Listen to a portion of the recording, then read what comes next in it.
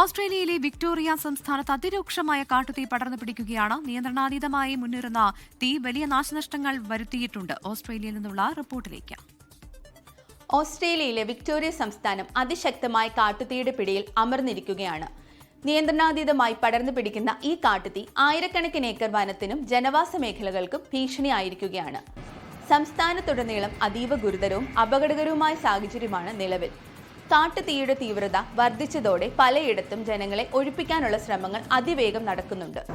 അഗ്നിശമന സേനയും സന്നദ്ധ പ്രവർത്തകരും രാവും പകലും ഇല്ലാതെ തീ അണയ്ക്കാനുള്ള പോരാട്ടത്തിലാണ്. എന്നാൽ വരണ്ട കാലാവസ്ഥയും ശക്തമായ കാറ്റും തീ പടരുന്നതിന് അനുകൂല സാഹചര്യം ഒരുക്കുകയാണ്.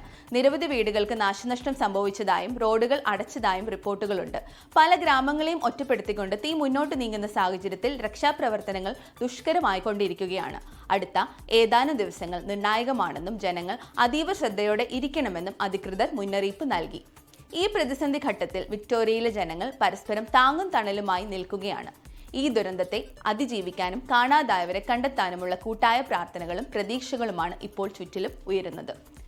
പ്രകൃതി ദുരന്തങ്ങൾക്കെതിരെ മനുഷ്യന്റെ നിസ്സഹായത ഒരിക്കൽ കൂടി ഓർമ്മിപ്പിച്ചുകൊണ്ട് പ്രത്യാശയോടെ ഓരോ ദിവസത്തെയും അതിജീവിക്കാനുള്ള ശ്രമത്തിലാണ് വിക്ടോറിയൻ ജനത.